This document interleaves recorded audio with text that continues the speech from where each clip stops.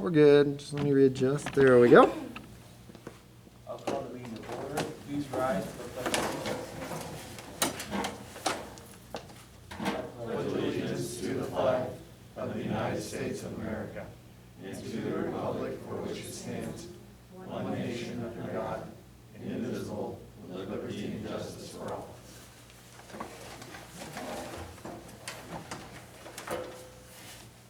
This is an open meeting of the Seward, Nebraska governing body. The city of Seward abides by the Nebraska Open Meetings Act and conducting business.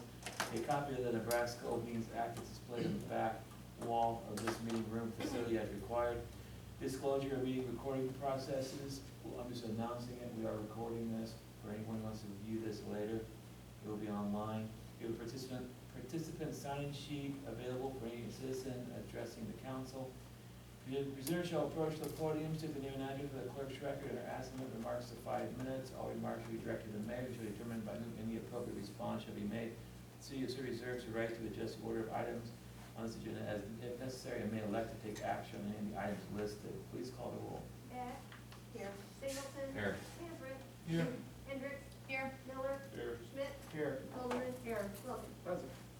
First item tonight is the draft minutes of July 21st, 2020. So moved. Second. There's a motion and a second. Please call the roll. Beck. Yes. Singleton. Yes. Camper. Yes. Hendricks. Yes. Miller. Yes. Schmidt. Yes. Coleman. Yes. Wilson. Yes. Motion carried. The next two items make up the consent agenda for this evening. Move to approve. Second. A motion and a second. Please call the roll. Beck. Yes. Singleton. Yes. Camper. Yes. Hendricks. Yes. Miller. Yes. Schmidt. Yes. Coleman. Yes. Wilson. Yes. Motion carried. Next, we have two appointments. First is the appointment of Suzanne Gligorevich to the Civic Center Commission to replace Gary Pomeranke for a 3-year term. Move to approve. Second. Motion and a second. Is there any further discussion? Seeing none, please call the roll. Beck. Yes. Singleton. Yes. Camper. Yes. Hendricks. Yes. Miller. Yes. Schmidt. Yes. Coleman. Yes. Wilson. Yes. Motion carried. Next is also to appoint Suzanne Gligorevich, but to the Planning Commission to replace Chris Korn for a 3-year term. Second. Motion and a second. Is there any further discussion? Seeing none, please call the roll. Beck. Yes. Singleton. Yes. Camper. Yes. Hendricks. Yes. Miller. Yes. Schmidt. Yes. Coleman. Yes. Wilson. Yes. Motion carried. Next, of the administrative items, acknowledge receipt of claim from Robert Daniels, 141 East Market Street, Seward, for personal property damage and forward to the city's insurance carrier. Greg? Had an outage when the power went back on. Apparently his garage door opener didn't work anymore. Probably wasn't on a surge protector. Not something we would normally reimburse for, so I'd recommend forwarding the insurance and the city attorney. Any other questions or comments, or would someone like to make a motion? I'll make a motion to accept that. Is that what you need? To forward on to the city insurance Yeah. carrier? We have a motion, is there a second? I'll second. Motion and a second. Any further discussion? Seeing none, please call the roll. Beck. Yes. Singleton. Yes.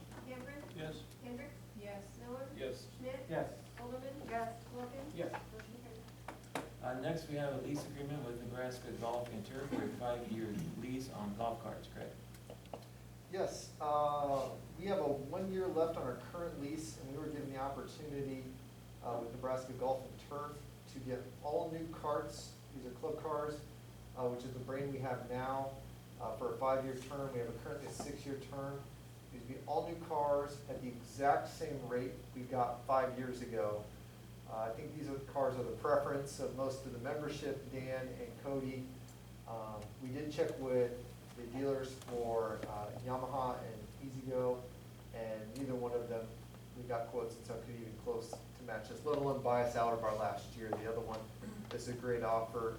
They ended up having a whole fleet come in, especially ones on the new side, and so we're the benefactors of that. So I can answer any questions you have. I did get one question, so I'll just share it. Council member Schmidt asked about how we cover, just in regards to revenues for daily greens fees and car rentals. Car rentals, we generate about $16,500 in just car rentals for a season. And then we also have other elements of carts, whether that's tournament revenue and other things where we don't funnel it directly through carts. So we're breaking about even on a yearly basis for our revenues for those sites. So, Any questions or comments? How Thank- many years do we have on the lease yet with the waste? 1 year on the current one, and so they'll buy it out and then do a new term. No, I mean on the land, the property of the golf course. Oh, I'd have to go back and look, it's a few years still. We re-upped it when we did the driving range thing, didn't we? It's so they would come. Yep. So, I'm not sure. I'm not sure on that one. I was thinking of the payoff for the actual purchase of the clubhouse and related items. I think that was 2 full payments. Any other questions or comments? Move to approve lease agreement, Nebraska Golf and Turf. Second. We have a motion and a second. Is there any further discussion?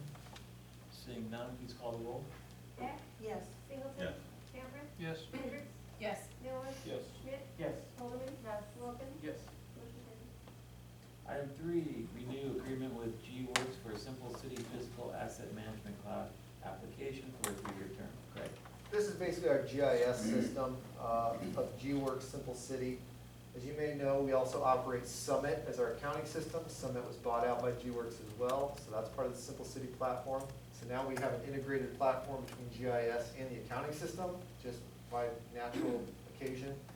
I did survey the electric department, water, wastewater, street department, city engineer, city planning and zoning offices who predominantly use the system, and said, do you foresee any changes? Do you like the system? Would you want to continue to use it long-term? Because it's not something that works well if you bounce around from provider to provider. Everybody said, yes, we like G-Works, we like where it's going. And so we'd like to keep, with all the improvements and adding all the extra layers that we've worked on over the last few years since I've been here, we want to stay with G-Works and that GIS platform. I said, good, I'll take that to the council as a recommendation, and we'll go from there. Thanks, Craig. Any questions or comments on that item? Make a motion to approve the 3-year contract. We have a motion, is there a second? Second. We have a motion and a second. Is there any further discussion? Seeing none, please call the roll. Beck? Yes. Singleton? Yes. Cameron? Yes. Hendricks? Yes. Miller? Yes. Schmidt? Yes. Coleman? Yes. Wilkins? Yes. Next, we have a resolution to restrict parking near crosswalk at the intersection of North Columbia Avenue and Pine Avenue. Greg? We met with the work that's been going on Waverly Road and ultimately the closure of the intersection of Waverly Road and North Columbia as they finish up that project this late summer, early fall. That intersection's closed. That is the predominant bus route, especially in the afternoon, for all of the bus fleet leaving the elementary school and then going to pick up and drop off people and mix them around the middle school. So now they've had to reroute that. With that rerouting, they're going to come down Pinewood and then head down to Carroll K and come up the other way back into Waverly Road until it opens. With that came the focus of let's take a look at, because the afternoon is when all the cars pile up. They'll sit there for up to an hour before school gets out. It's wall to wall, and that is their biggest concern because that fleet of buses usually leaves before those vehicles clear out. So we met with Dr. Fields and bus staff along with city engineer and street superintendent Bob Myers. And we looked at that intersection and how we believe the rotations and turns will be taken by the buses. And the recommendation we had just in general for the safety of pedestrians during those very, very busy school hours, before school and after school, is to restrict parking kind of in all directions from that intersection. Currently, there's no restricted parking, and you will see the back bumper of a car directly over the top or right next to a crosswalk. And so we're talking about little kids, elementary school, you get a kindergartner walk by there, you're not gonna see them for 5 feet until they're clearing that car. So we would clear up those side triangles, and so that was the recommendation that you see here, and that would be permanent. We just really wanna clear that up and continue to look at safety at that intersection. And adding the buses is just gonna make it even worse, so this clears a little bit of room. Ultimately though, due to the stacking, you're seeing 12 buses all rotate out at the same time. They try to come up with different travel plans and everything else, but the afternoon just requires that. And so what we will also do that's not a part of this is we will temporarily restrict parking in certain areas until Waverly opens back up, and then we'll remove that signage and it will be gone. That will be from North Columbia to basically slightly past Coulterman on the south side of Pinewood. That gives those buses a little bit of room to come out and line up. They can see down Pinewood, and then once it clears, or they have visual with the vehicles, then they can move out and start heading down. But if we can't even get them to turn, we're just gonna have vehicles stuck in that intersection. It's gonna be a mess. All this will be communicated with the elementary school, and, but that was their recommendation as well for the school district, is they'd like us to see that temporarily pulled off. We will send out flyers and communicate to all the residents that it's temporary, but we think they'll be, and it'll only be Monday through Friday, 8 to 4. That's what the signage, we have that signage now, we can put that up temporarily, so it shouldn't interfere with people's nighttime plans when they're coming home, or weekends and things like that. But for a permanent solution in that intersection, we would recommend what we have here. I can answer any questions, yeah. My question was, what's your time frame to open Waverly and North Columbia? If they haven't already started this week, they're gonna start paving, and so 6 to 8 weeks total. They wanna get out of there, then they'll be out. And then we'll have a discussion of whether we can put in a temporary solution into the middle school entrance up there. And if we can, that allows them to come back in the spring earlier before school's out and start moving down the other way down Waverly Road. One of the biggest issues is for the work that's gonna be done down near the bridge, they need fill. And so they need to cut, which is gonna come out of that area north of the middle school. They'll cut there, fill further down to the east. And so the earlier they can get in there to get the cut, the sooner they can finish up the bridge, the lead up to the bridge. So we're gonna try and work something out with the middle school and bus service, to see if we can get something hard surface but temporary until they go and make that concrete connection next summer. So we're gonna game plan, but we wanna see how this finishes off, and then we'll go for that next round. Any other questions or comments? East Maple. That will be at the next one. That'll be at the We're next looking at a yield or stop condition on Maple, so that'll They're on be. Maple and Hawthorne? What? Hawthorne? Yeah, the one we talked about before. So, but that'll be at another meeting. We didn't have time before we visited that. I wanted to get a chance, but we're not going to see it while school's in, especially with it being closed up there at North Columbia. So we'll bring you something and you guys can consider that at the next meeting. Any other questions or comments? There's someone to introduce a resolution. I'll introduce the resolution. The resolution has been introduced and designated as resolution number 2020-29. Anyone like to move that this resolution be passed and adopted? So moved. Second. With motion and a second, please register, please call the roll. Yes. Yes. Singleton. Yes. Hampton. Yes. Hendrick. Yes. Miller. Yes. Schmidt. Yes. Coleman. Yes. Wilkins. Yes. Motion carried. Next, we have the city administrator's report. Greg? I can answer any questions you have. The first one I'll note is we did have today the retirement reception for Police Chief Alan Baldwin. So we had the formal reception on behalf of the city at the library, and then there was a private celebration over at Ball Rocket. So it was well attended.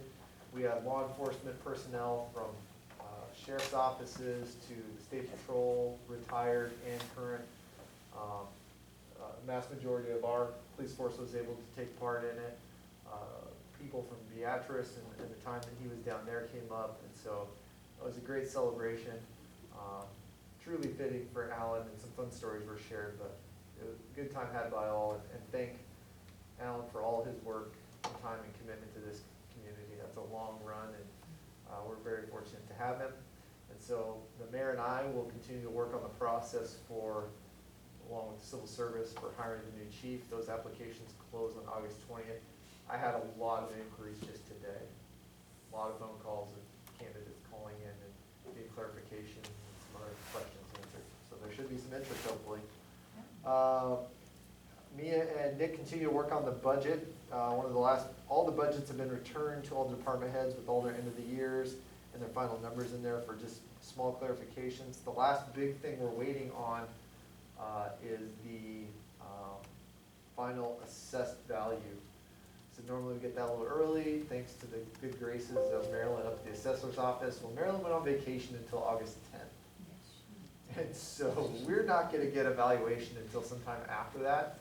And that is the final big, since that's predominantly what our cash flow is for revenue purposes, until we know what that is. And we're not really in a good place to estimate it, because as many of you know, or all of you know, this was the year that they'd previously done the on-site assessment of every building and property in the city, which has a substantial jump usually. So we don't want to take an estimate and go the wrong way on that. We really want that number to finalize cash flows.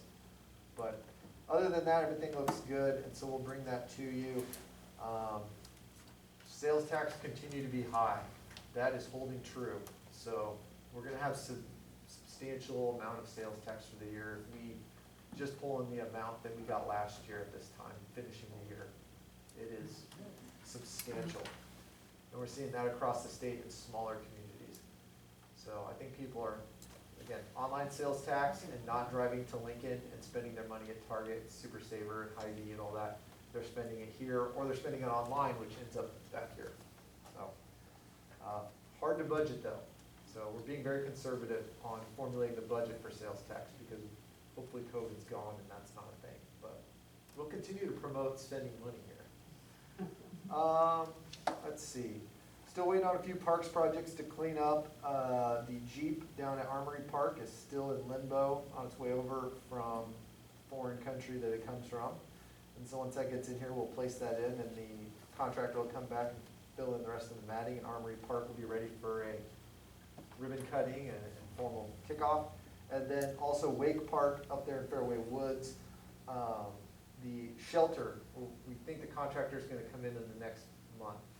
And so hopefully we'll finish that for the budget year, but that is the other big element that's waiting up there. And I did inform the crews in speaking about 8th Street to cut back all of the ground growth, and then we'll make the decision about the actual mature trees, how much of that needs to be cut back. But there's substantial ground coverage there that needs to be pulled out, give better sight lines to both people on the trail and traffic. So they'll get started on that one here soon. Probably the last thing I have for you is on the street department in North Columbia. The hope is, there's no wood or much, knock on wood. This might have some wood product in it, is that North Columbia, they'll pour asphalt on Friday this week. But as always, outlook's good for weather, but for instance, we found a 4-inch gas main that no one knew about that we almost hit. Because it was not marked and it didn't show up on their plans, that it's Black Hills, and it's massive, going into Concordia. And they caught it right away, but then they had to call Black Hills and say, what do you want us to do with this? And so things like that are the things that can, if they slow you down a day or two, that kicks your asphalt into a whole nother week. So, sorry. I mean, that was good. I'm gonna get a shirt that says that. So, and then the contractor then will move to North Cemetery, because we have a project that pigtails off this, working with pavers, and we have that all prepped this week, pouring concrete and getting a drainage way in there, getting ready for that aspect. So, other than that, I can answer any questions you have in regards to what's going on, but, well, the other one we'll probably need to talk about is COVID-related stuff. Because you may have saw the numbers jump. So I had our unified command meeting today with Laura. In the last week, we had 35 cases. Before that, we had approximately 72 cases total before a week ago. And we had 35 new cases in the last week. Predominantly, those 35 cases are related to 2 events. And it's just people going out and doing things that are not recommended. They were private events though, right? Yes, private events, not Tournament something, events yeah, or one was a anything. family event, I believe, and one was a celebration of a 21st birthday. That neither one of them would have been recommended in regards to proximities and some of the stuff that was on the table. But it's these kind of things that we need to continue to discourage, and the health department and everybody else, because they're just making the numbers jump. And we'll see when they do a color-coded rating system similar to what you see across the state or in Lincoln, that's issued by the health department. That color-coordinated system is the system that the school district's going to use to determine their procedures and policies based on that. And so it can have 2 events and they can kick that thing into high gear and move you from yellow into orange or otherwhere. So we want to be really, really careful on that one. But that really is what's spurt it off. And so, Are we in stage 4? we're still at stage 3. Or 3? I don't anticipate us moving for another few weeks. If another few weeks leads to school. And so I really think we need to stay in phase 3, and I think that's the feeling of the health department until we get into school and see what happens, and then start making decisions about opening stuff up a little bit more. But that's where we're at. I can answer any COVID-related questions. I can say from the city perspective, I did have a discussion with department heads this week. I think my biggest piece of advice with them is to reach out to employees who do have school-age children, especially the smaller ones, and just ask them, what is your plan in case something were to happen? If your student is quarantined or otherwise, we need to have a plan just like we did in the spring. Because we basically, since this whole thing started, kids have been out of school for the most part the whole time. Well, now we're in that position where your kids are in school, but my kids are gonna be out possibly. So make sure you reevaluate what is your plan coming up should your child be pulled out of school. Do you have a child care plan? Do you need to hop back and forth with the spouse? What is it? And just make sure you know what it is when the moment comes. You're not surprised and then scampering to fill a position or a hole. So, and then again, we're just gonna have to continue to promote social distancing, hand washing, encourage mask usage, and those kind of things. So that's kind of what was going on. That was the big one with Unified Command today. Yeah. Questions? Any questions for Greg? If not, entertain a motion to accept the report. So moved. Second. Motion and a second, please call the roll. Beck? Yes. Singleton? Yes. Cameron? Yes. Hendricks? Yes. Miller? Yes. Schmidt? Yes. Overman? Yes. Are there any future requests for council agenda items or administrative action?